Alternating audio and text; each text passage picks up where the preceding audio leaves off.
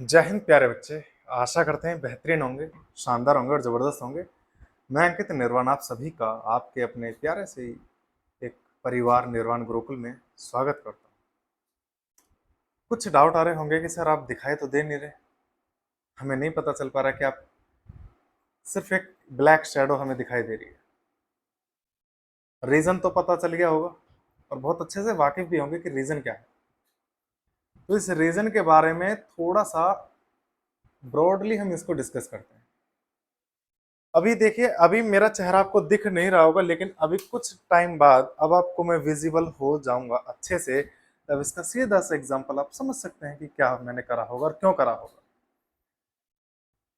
जब मैंने light of रखी थी तो मैं आपको नहीं दिखा था, लेकिन जैसे ही मैंने लाइट का स्विच ऑन किया मैं आपको सडनली दिखने स्टार्ट हो गए।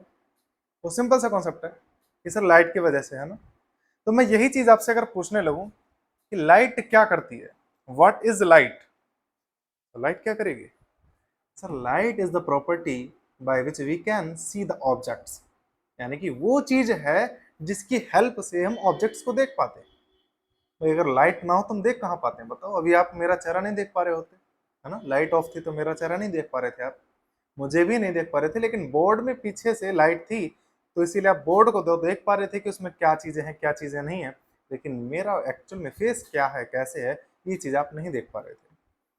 चलो, यानी कि ये तो कंफर्म हो गया सर अब आपको कि हमारा जो टॉपिक है वो कौन सा टॉपिक स्टार्ट हम करने जा रहे हैं। लाइट से रिलेटेड होगा, है ना। तो चैप्टर का नाम है लाइट रिफ्लेक्शन एंड रिफ्रैक्शन, यानी कि प्रकाश परावर्तन एवं अपवर्तन। इसमें हम डिस्कस करेंगे। देखिए, कहने को तो ये अकेला चैप्टर है लेकिन बहुत ज्यादा लेंथी है। अच्छा, ये भी बताना था कि कौन सी क्लास का है। ये तो थंबनेल में देख चुके होगे, पता चल गया होगा क्लास 10th के लिए है, बोर्ड लेवल का है। सीबीएसई और यूपी बोर्ड का कंबाइंड है, हिंदी और इंग्लिश में दोनों में मिला करके। ठीक है जी। तो देखिए, इसमें हम जो काफी सारे 5 चैप्टर हैं हमारे एनसीईआरटी के अकॉर्डिंग, लेकिन उन 5 चैप्टर्स में से मैं आपके सामने सिर्फ पहला चैप्टर रख रहा हूँ। पहला चैप्टर है लाइट रिफ्लेक्शन एंड रिफ्रैक्शन। इसके बाद हम जो चैप्टर डिस्कस करेंगे वो होगा हमारे लिए the human I and colourful world. After that, we will discuss about electricity, and after that, magnetic effect of electric current, and the last आप बोलेंगे सोर्सेस ऑफ एनर्जी। यानी कि इन 5 चैप्टर्स को हम डिस्कस करेंगे, जिनमें से पहला चैप्टर हमने कंसीडर कर रहे हैं, लेकर के चल रहे हैं। लाइट है, उसमें भी एक छोटा सा टॉपिक है, और वो टॉपिक क्या है। देखिए, थंबनेल में आपको वीडियो में कुछ और थंबनेल दिखा होगा, यहाँ पे कुछ और लिखा मिल रहा है। थोड़ा सा इसमें हम कह सकते हैं कि जल्दबाजी कह लीजिए हमारी, या फिर लापरवाही कह लीजिए, जिसमें थोड़ा सा प्रॉब्लम होगी। कोई दिक्कत नहीं सर, हम चेंज कर लेंगे। ठीक है। यहाँ पर रिफ्लेक्शन ऑफ लाइट की जगह पर हमें ये चीज लिखनी थी कि व्हाट अबाउट लाइट, लाइट के बारे में क्या क्या हमें जानना है। ये चीज हमारा टॉपिक होना चाहिए था। कोई दिक्कत नहीं सर, आप रख लेंगे, है ना। चलिए, तो इस लाइट वाले कॉन्सेप्ट में हम क्या क्या चीजें डिस्कस करेंगे। तो सबसे पहली चीज है how do we see objects. हम ऑब्जेक्ट्स को कैसे देख पाते हैं। लाइव एग्जांपल तो देख लिया आपने कि कैसे देख पाते हैं। स्टार्टिंग ही हमारी उसी से हुई थी, है ना। सब कुछ ब्लैक ब्लैक ब्लैक, उसके बाद सडनली लाइट आई। असल में एक अध्यापक का भी यही कार्य होता है, कर्तव्य यही होता है, शिष्य को छात्र को अंधेरे से लेकर के उजाले की तरफ ले जाना, मार्गदर्शन करना, साथ में साहस और धैर्य बनाए रखना। व्हाट इज लाइट, यानी कि प्रकाश क्या है, इसके बारे में भी डिस्कस करेंगे। उसके बाद some interesting facts about light, यानी कि प्रकाश के बारे में कुछ रोचक तथ्यों के बारे में भी जानकारी हम इकट्ठा करेंगे। उसके बाद हम डिस्कस करेंगे कलर्स इन व्हाइट लाइट। सिर्फ इन 4 टॉपिक्स को हम डिस्कस करने जा रहे हैं। तो सबसे पहले हम डिस्कस करते हैं इस वाले टॉपिक के बारे में, how do we see objects, यानी कि हम कैसे वस्तुओं को देख पाते हैं। तो प्यारे बच्चे, जब कोई लाइट, लाइट क्या है अभी थोड़ा सा वेट कर लेते हैं, है ना, उसके बाद बताते हैं। देखिए, जब भी कोई लाइट किसी ऑब्जेक्ट पर इंसिडेंट होती है, आती है, गिरती है, पड़ती है, तो वो लाइट वहां से लौट करके वापस से हमारी ह्यूमन आई, हमारी आंखों के अंदर जाती है, जिसकी हेल्प से हम आसानी से देख पाते हैं। सर समझ में नहीं आया तो कोई बात नहीं प्यारे बच्चे, दोबारा से समझ लेते हैं। मान करके चलो यहाँ पर आपने बता दिया जी ये सन है, ठीक है, यहाँ पे कोई भी एक ऑब्जेक्ट है या फिर सुंदर सी कोई हमने मान लिया, नहीं कन्या नहीं मानेंगे, चलो मान लेते हैं, अरे नहीं हम फूल मानेंगे, फूल। देखो हालांकि ड्राइंग अच्छी नहीं है लेकिन मान लेना ये फूल है, बहुत अच्छा सा सुंदर सा सूरजमुखी का है, कैसा भी है ये, इससे हमें कोई फर्क नहीं पड़ता, हमने इसकी पत्तियां भी बना दी अच्छे से, ये हो गया जी फूल। अब इधर आप खड़े हैं, ठीक है, आप किसी को इंडिकेट करके बता रहे हैं कि देखो वाह कितना सुंदर फूल है ना। अब देखो ये फूल हमें दिखा क्यों, सबसे पहले बेसिक कॉन्सेप्ट पे चलते हैं कि सर सन से लाइट आई, इस फूल पर इंसिडेंट हुई, जी बिल्कुल, दोबारा से देखो प्यारे बच्चे, लाइट आई फ्लावर पे इंसिडेंट हुई, यहां तक हमें ऑब्जेक्ट नहीं दिखना चाहिए था, दिखा क्यों, क्योंकि इस सन के ऊपर से लाइट जब रिफ्लेक्ट होकर के हमारी आंखों तक आई, तब हमें पता चला कि वास्तव में यहां पे कोई ऑब्जेक्ट रखा था जिसको हमने फ्लावर या उसका कलर सब चीजें हमने उसकी डिफाइन करी, शेप साइज कलर सब चीजें हमने उसकी डिफाइन कर दी, सिर्फ इसी बेसिस पे कि वहां से लाइट लौट करके वापस हमारी आंखों तक आ गई, इतना सा कॉन्सेप्ट था। यानी कि हमें कोई भी ऑब्जेक्ट तब दिखाई देता है जब उस पर पड़ने वाला जो लाइट है, उस पर इंसिडेंट होने वाली जो लाइट है वो रिफ्लेक्ट होकर के हमारी आंखों तक आए। अगर मैं ये कहूं कि सर किसी ऑब्जेक्ट पे जो लाइट इंसिडेंट हो रही है लेकिन वहां से लौटकर आ ही ना रही हो, तो हमको वो दिखाई नहीं देगा।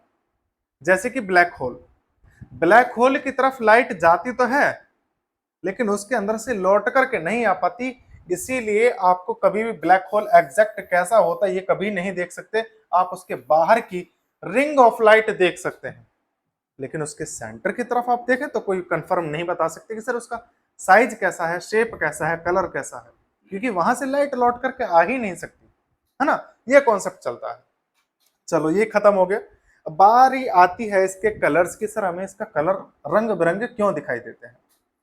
तो प्यारे बच्चे एक बात मुझे बताओ, हमें इतना कंफर्म है कि कोई एक महापुरुष है या कोई भी एक आदमी है ना, जो हर किसी को दान में 10 रुपए दे रहा है, कोई एक बच्चा आया कहने लगा जी मेरे पास ना, मुझे 10 रुपए नहीं दिए, मुझे तो उसने 4 रुपए दिए, और आपको पता है कि उसने सिर्फ 10 ही रुपए दिए होंगे ना, उससे कम ना ज्यादा, तब क्या बोलोगे कि 6 रुपए तेने अपने पास रखे, यानी कि तेरे पास टोटल कितने रुपए हो गए, 6 रुपए हो गए। ये हमारे अकॉर्डिंग कॉन्सेप्ट है, हमारी आंखें भी ठीक उसी तरीके के कॉन्सेप्ट पे चलती हैं।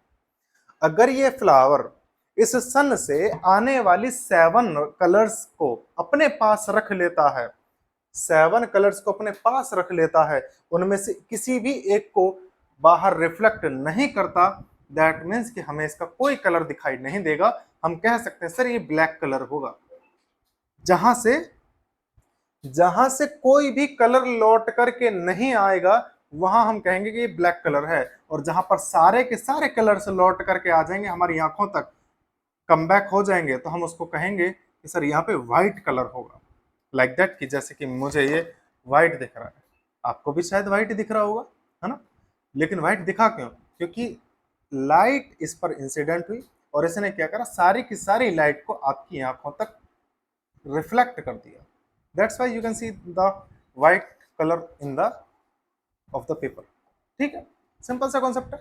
चलो सर ये जो इसमें मैंने थोड़ा सा ऑरेंज कलर का जो एक मैंने लाइन ड्रॉ करी है, ऑरेंज हमें क्यों दिखाई दे रही है, क्योंकि प्यारे बच्चे ऑरेंज कलर को इसने रिफ्लेक्ट करा है, बाकी सभी को अपने पास रखा है, सिंपल सा कॉन्सेप्ट है, दिखेगा वही जो रिफ्लेक्ट होकर के आएगा। अब आप चाहे अपने करेक्टर की बात ले लो, बिहेवियर की बात ले लो, भाई जैसे कि मैं अपनी बात करूं तो मेरा बिहेवियर थोड़ा सा खड़ूस है ना, तो मेरे सामने जितने भी लोग आएंगे वो सभी ऐसे होंगे जिनका बिहेवियर ही खड़ूस होगा, या वो बन जाएंगे। अगर मैं थोड़ा सा मीठा बोलूंगा तो मेरे सामने वही सभी लोग आएंगे जो मीठा बोलते होंगे, या वो कोशिश करेंगे कि इस इंसान के सामने मीठा बोलना चाहिए, है ना। सीधा सा कॉन्सेप्ट ये है कि जो अपने पास रखोगे ना वही दूसरे के सामने, जो आप रिफ्लेक्ट करोगे वही आपके सामने आएगा, वही आप दिखोगे। ठीक है, चलो ये कॉन्सेप्ट हमारा क्लियर हो गया। सर हमें ऑब्जेक्ट कब दिखाई देते हैं, क्यों दिखाई देते हैं और कैसे दिखाई देते हैं, कलर हमें क्यों दिखाई देते हैं, ये भी हमें कंफर्म चल गया। सर जिस कलर को वो रोक करके रखेगा वो कलर दिखाई नहीं देगा, जिस कलर को हमारी आंखों तक पहुंचाएगा वो कलर हमको दिखाई देगा। ठीक है, दोबारा से बात करें, अगर कोई भी ऑब्जेक्ट लाइट को अपने से रिफ्लेक्ट करके हमारी आंखों तक पहुंचाता है तो हम देख सकते हैं उस चीज को, अदरवाइज नहीं देख पाएंगे। चलो ये भी हमारे क्लियर हो गया। अब आगे की तरफ चलते हैं थोड़ा सा। तो व्हाट इज लाइट? अब sir light light light light के बारे में डिस्कस कर रहे थे, अब बताओ कि लाइट है क्या? तो लाइट क्या है उस चीज को भी थोड़ा सा डिस्कस कर लेते हैं। देखिएगा प्यारे बच्चे, लाइट क्या है ये भी देख लेते हैं। थोड़ा सा कॉन्सेप्ट मैं लिख लेता हूं पहले, है ना। Light is an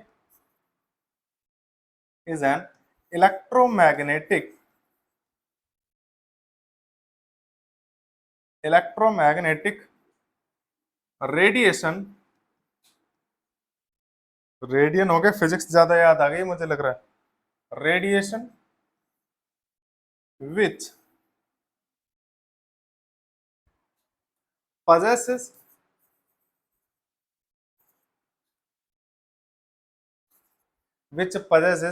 energy and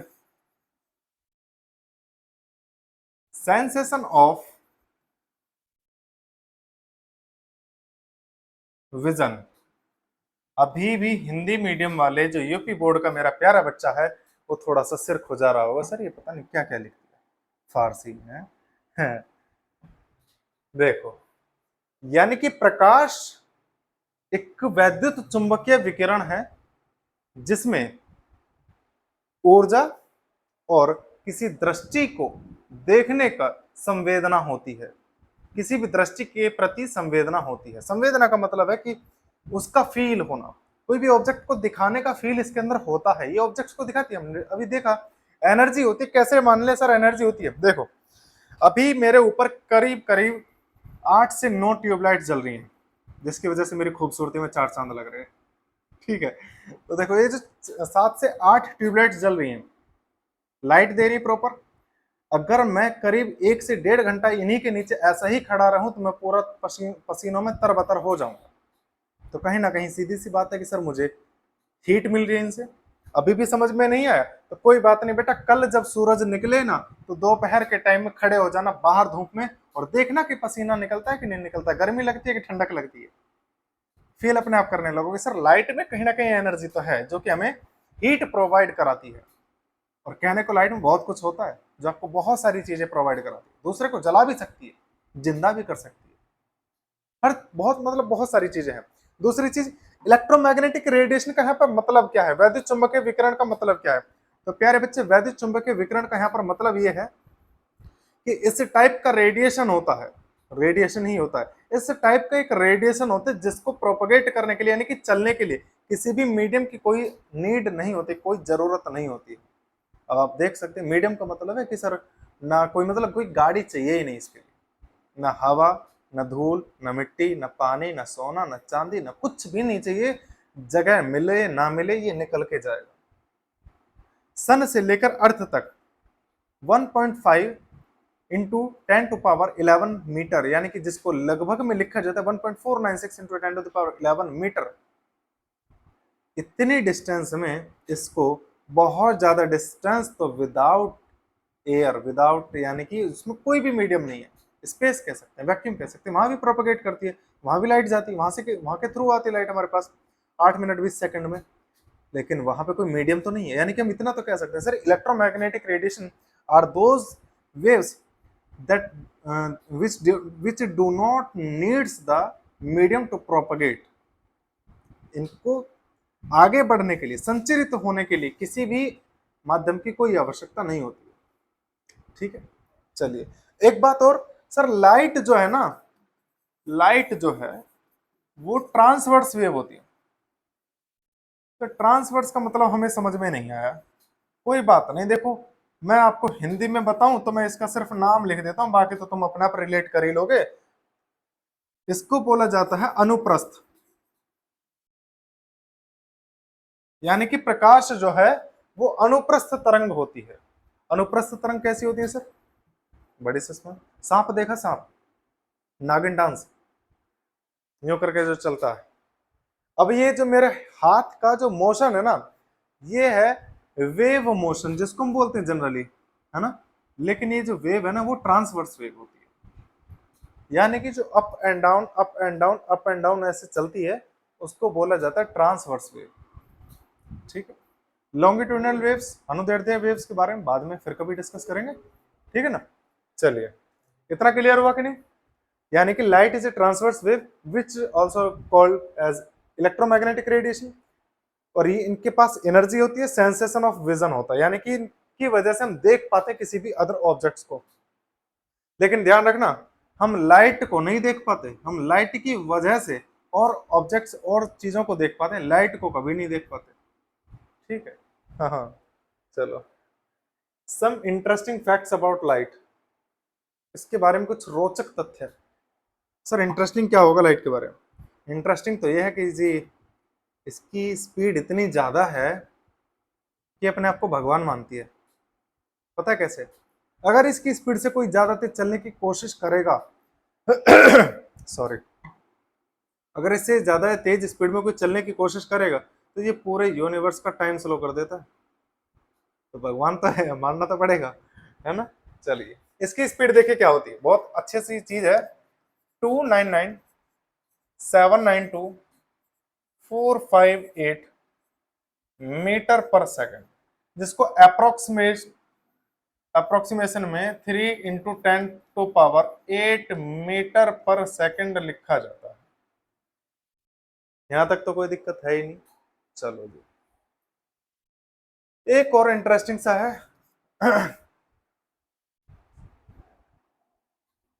एक और इंटरेस्टिंग सी चीज ये है कि सर ये बहुत तेज चलती है ना।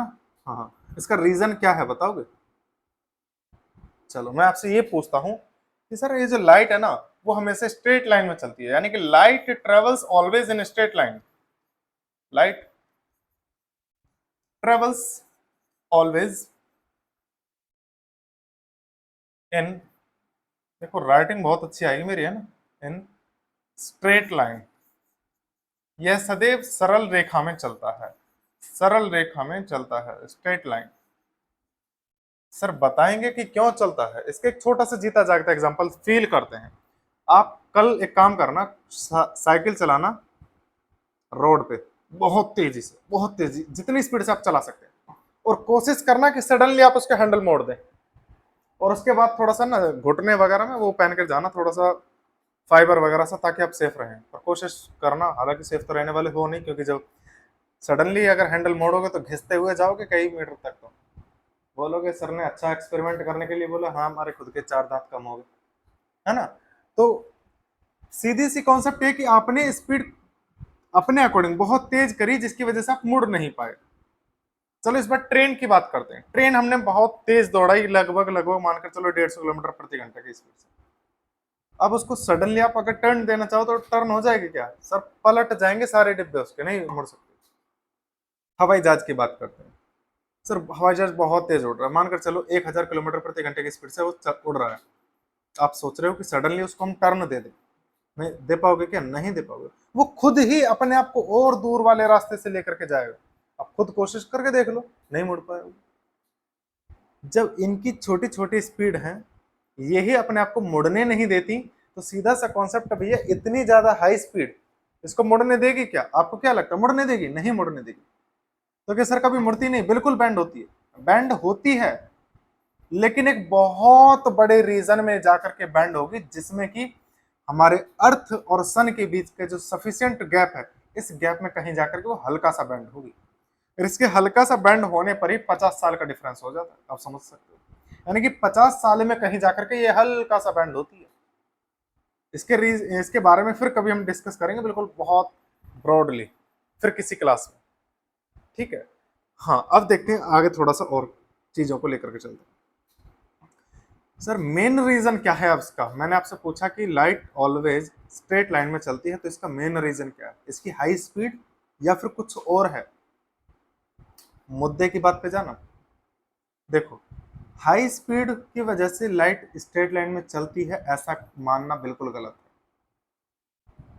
समझना मेरी बात को, कॉन्सेप्ट इस चीज को समझिए कि हाई स्पीड आई किस वजह से। हाई स्पीड इसको मिली किस वजह से? इसको हाई स्पीड मिली है सर लेस वेवलेंथ, यानी कि शॉर्ट वेवलेंथ आप इसको कह सकते हैं। लेस की जगह आप शॉर्ट भी लिख सकते हैं, कोई प्रॉब्लम नहीं है। शॉर्ट वेवलेंथ यानी कि छोटी तरंग दैर्ध्य, छोटी तरंग दैर्ध्य के कारण ये बहुत तेज गति से सीधी रेखा में चलती है, तो उसका मुख्य कारण यही है कि उसकी छोटी तरंग दैर्ध्य होती है। छोटी तरंग दैर्ध्य का सीधा मतलब यह है कि भैया जिसके कदम लंबे लंबे होंगे ना, वो तेज नहीं दौड़ सकता। आपने कई बार देखा होगा जो हाइट में बहुत ज्यादा होते हैं ना, वो अक्सर दौड़ नहीं लगा पाते प्रॉपर। जो हाइट में एवरेज होंगे वो बहुत तेजी से आगे बढ़ जाते हैं, क्योंकि छोटे छोटे कदम हम जल्दी जल्दी उठा सकते हैं, जल्दी जल्दी रख सकते हैं। तो जिसके तो बहुत ही ज्यादा छोटे कदम है, ये तो पता ही ना कहाँ पहुंचाएगी तभी ना चलने दे, है ना। तो छोटी तरंग दैर्ध्य के कारण ये स्ट्रेट लाइन में चलती है। ठीक है, दूसरी चीज सर यहीं पे हम थोड़ा सा और पढ़ लेते हैं मटेरियल्स के बारे में। तो लाइट के बेसिस पर हम मटेरियल्स को डिफाइन कर सकते हैं। सर ये मटेरियल्स होते हैं तीन टाइप के, ट्रांसलूसेंट, ट्रांसपेरेंट और ओपैक। ठीक है, इनके बारे में मैं अभी बताना ठीक नहीं समझता, क्योंकि इनके बारे में हम डिस्कस करेंगे फाउंडेशन वाली क्लास में। ठीक है ना, अभी हम स्टार्ट नहीं करेंगे फाउंडेशन वाली क्लासेस। दूसरी चीज मैं आपको कुछ बताना चाह रहा हूँ कि हम अभी अपने चैनल पे हम कौन कौन सी क्लासेस हम कंटिन्यू चलाने वाले हैं और चला रहे हैं। देखिए 8 बजे हमारी मैथ्स की क्लास लाइव चलती है, जो कि दिल्ली और यूपी पुलिस के लिए है, जिसकी वैकेंसी अभी निकली हुई भी है। और 9 बजे लाइव क्लास चलेगी हमारी रीजनिंग की कॉम्पिटेटिव के लिए, दिल्ली पुलिस यूपी पुलिस के लिए। उसके बाद हमारे इसी परिवार में आपको देखने को मिलेगा 3 बजे मैथ्स, 4 बजे केमिस्ट्री मिलेगी और 5 बजे आपको फिजिक्स की रिकॉर्डेड क्लास मिलेंगी 10th क्लास की बोर्ड लेवल पे। ठीक है, इसके बाद में शाम की बात करें तो शाम को 6:30 बजे आपको 11th की जे नीट की फिजिक्स की लाइव क्लास मिलेगी, जो कि आप कोई भाई बहन अगर कोई पढ़ रहे हो तो आप उनको एक बार सजेस्ट कर सकते हैं। और 8 बजे शाम को 12th क्लास के लिए जे नीट की हम प्रैक्टिस करा रहे हैं लाइव क्लासेस के दौरान। ठीक है जी, अब चलते हैं वापस से। अब हमारा एक लास्ट टॉपिक और रह गया है मटेरियल्स वाला। मैंने आपको बता दिया, किसी दिन फिर उसको डिटेल में डिस्कस करेंगे फाउंडेशन वाली क्लास में। ठीक है, लाइट के बारे में यही तो टॉपिक आपके बोर्ड लेवल पे सफिशियंट है। अब हमारा जो टॉपिक है वो है कलर्स इन व्हाइट लाइट, यानी कि श्वेत प्रकाश में रंग कितने होते हैं। ठीक है, देखो सर हमने अक्सर बचपन में सुना था कि सूर्य 7 घोड़ों पर चलता है, तो सीधा सा कॉन्सेप्ट ये है कि सन से आने वाली जो लाइट होती है ना, उसमें 7 कलर होते हैं। कौन कौन से होते हैं तो एक बार हम उनको डिस्कस कर लेते हैं। प्यारे बच्चे देखो, V, I, B, G, Y, O, R. ज्यादा बेहतर क्या होगा कि भैया वॉयलेट, इंडिगो, और मुझे इन सब में कलर बताने पड़ेंगे, फिर छोड़ो चलो, ऐसे ही समझ लो, कोई बात नहीं, फील ही करना होगा और क्या करोगे, है ना। हाँ जी, देखो यहां से मान करके चलो ये आपका, अब मैं बनाऊंगा लाइट की क्या क्या कंडीशन है, देखना जरा। यहाँ पे तुम्हें वेवलेंथ भी समझ में आएगी और बाकी की चीजें भी। कुछ चेंज नजर आया, कुछ बदलाव सा नजर आया, कुछ अजीब सी चीजें जो आपको दिखाई दे गई हूँ। हाँ जी, कुछ चीजें हैं। तो सबसे पहले वो क्या चीज है, देखो एक तो यह सर कि जैसे कि मानकर चलो यहां से लेकर के यहाँ का और यहां से लेकर के यहाँ का गैप ये चेंज हुआ है, यानी कि इनके जो क्रेस्ट हैं, इन क्रेस्ट के बीच में गैप मिला है, ज्यादा बढ़ता हुआ जा रहा है, यहाँ पे सबसे कम है। अच्छा दूसरी चीज सर, यहाँ पे पास पास होने का मतलब है कि इसने जल्दी जल्दी ऊपर नीचे अप एंड डाउन हुआ है, यहाँ पे धीरे धीरे अप एंड डाउन हुआ है। यहाँ पे मैं इतना लिख सकता हूं, हाई फ्रीक्वेंसी, यानी कि इसकी आवृत्ति ज्यादा है, हाई फ्रीक्वेंसी, इसकी आवृत्ति ज्यादा है, उच्च आवृत्ति, उच्च आवृत्ति। और क्या चीज है यहाँ पे, शॉर्ट वेवलेंथ, शॉर्ट वेवलेंथ यानी कि लघु तरंग दैर्ध्य, लघु तरंग दैर्ध्य।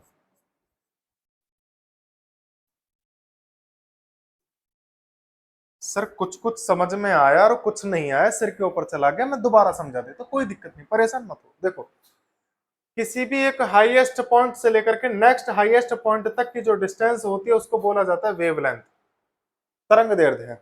यानी कि जो तरंग चल रही है उसकी लंबाई, तरंग की लंबाई को कहा जाता है तरंग दैर्ध्य, वेवलेंथ। ठीक है, हो गया। हाई फ्रीक्वेंसी यानी कि फ्रीक्वेंसी कैसे डिनोट करेंगे, तो फ्रीक्वेंसी का सीधा मतलब है कि एक ही सेकंड में वो कितनी बार ऊपर नीचे अप एंड डाउन होता है।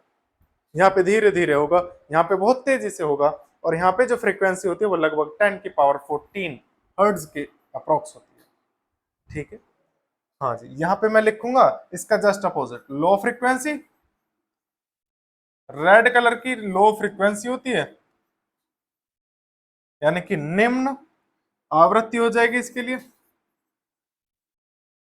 निम्न आवृत्ति। और इसके बाद में आप लिखेंगे लॉन्ग वेवलेंथ,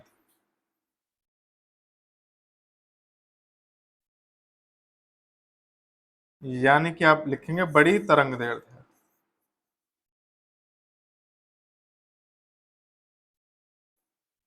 ठीक है, उम्मीद करते हैं अभी तक तो सब चीजें क्लियर होंगी। सर ये विब ग्योर क्या चीजें हैं ये तो आपने बताई नहीं, तो काहे परेशान हो रहे, धीरे धीरे बताएंगे ना, एक साथ ही थोड़ी ना बता देंगे सब कुछ। देखो यहाँ पे जो शॉर्ट वेवलेंथ होती है वो लगभग 400 नैनोमीटर होती है, इतना याद रख लेना। और यहाँ पे जो लॉन्ग वेवलेंथ होती है वो लगभग 700 नैनोमीटर होती है, 700 नैनोमीटर से लगभग 750 नैनोमीटर तक होती है। अब इनके विबग्योर के मैं आपको नाम बता देता हूं, तो इसका सीधा सा मतलब क्या होगा बच्चे वो लिख लेना। यहाँ पर आप लिखेंगे वॉयलेट, इंडिगो, ब्लू। बेटा हिंदी मीडियम में वाले बच्चे भी ना इनको अंग्रेजी में ही याद रखें तो ज्यादा बेहतर है, वरना तब जामनी और बैंगनी के बीच में कंफ्यूजन हो जाएगा कि कौन सा जामनी और कौन सा बैंगनी है। ठीक है ना, तो ज्यादा बेहतर है वॉयलेट इंडिगो ही रखो, वरना तो हिंदी मीडियम वालों को बैंगनी और जामनी सारे एक से लगेंगे।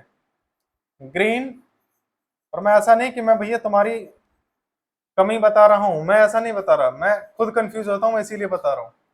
येलो, क्योंकि मैं भी हिंदी मीडियम का ही हूँ। ऑरेंज, ऑरेंज कलर का नाम भी होता है, ऑरेंज संतरा को भी कहा जाता है। अंग्रेजों ने बड़ी कंजूसी करी है वैसे शब्द बनाने में। हो गए जी सारे अब आपके सामने। आई होप कि यहाँ तक अभी आपकी कुछ चीजें क्लियर हो गई होंगी, बाकी जो रही बची होंगी नेक्स्ट वीडियो में हम बता देंगे, कमेंट करके आप बता देना कि हमें सर यहाँ पे कोई डाउट है, हम बिल्कुल लेकर के आएंगे। ठीक है जी। और दूसरा, जैसे भी किसी बच्चे को अगर ऑफलाइन पढ़ना हो तो देखिए बिल्कुल फ्री ऑफ कॉस्ट आप पढ़ सकते हैं, ऑफलाइन बैठ करके साथ के साथ यहीं पर। ठीक है, आप हमारा कॉन्टैक्ट नंबर यूट्यूब चैनल से भी निकाल सकते हैं, अबाउट में जाकर के वहां से आपको कॉन्टैक्ट नंबर मिल जाएगा। दूसरा, आपको मैं एक चीज और बता देता हूं कि टेलीग्राम पे जाकर के जो भी हम पढ़ा रहे हैं, जो भी हमारी क्लास ले रहे हैं, इस क्लास की भी पीडीएफ मिलेगी आपको, बोर्ड पीडीएफ। दूसरा, एक वो पीडीएफ जो नोट्स के फॉर्म में आप इस्तेमाल कर सकते हैं, वो नोट्स भी हम आपको प्रोवाइड कराएंगे, लेकिन अभी थोड़ा सा तब कराएंगे जब चैप्टर आपका लगभग खत्म होने की तरफ होगा। ठीक है जी। कहाँ प्रोवाइड कराएंगे ये मैं आपको बता देता हूँ। देखिए हम YouTube channel, sorry Telegram channel निर्वाण, या कम कीजिए, ऐसे नहीं, सॉरी मैं अपना दूसरा बताने लगा, NG करके आप लिखना 10th CBSE,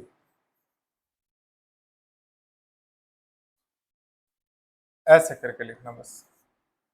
NG 10th CBSE आप टेलीग्राम पे सर्च करेंगे, आपको एक टेलीग्राम पे ग्रुप मिल जाएगा। इस ग्रुप में आप कुछ भी डाउट कभी भी पूछ सकते हैं। देखिए बताएंगे तो हम अपने टाइम पर ही पूछ कभी भी सकते हैं, कोई दिक्कत नहीं है। ठीक है, दूसरा यहाँ पे आपको बोर्ड की पीडीएफ भी मिलेगी। दूसरा यहाँ पे आपको जो भी हम नोट्स हैंड रिटन हिंदी और इंग्लिश कंबाइंड मिलेगा, वो नोट्स आपको हम यहाँ पे अवेलेबल कराएंगे। तीसरी चीज आपकी ये है कि इस आपकी 10th क्लासेस से रिलेटेड जो भी कोई अपडेट होगी हम आपको इसी ग्रुप में बता देंगे। और कॉन्टेक्ट नंबर की बात है तो मैं कॉन्टेक्ट नंबर दोबारा से बता देता हूँ, 7906418562। कई बार मैं भूल जाता हूँ तो मुझे याद रखना पड़ता है कई बार। ठीक है, मिलते हैं फिर कल वाली क्लास में, तब तक के लिए बने रहेगा, हमारे हमें प्यार देते रहिएगा क्योंकि हम थोड़े से भूखे हैं प्यार के। जय हिंद, जय भारत।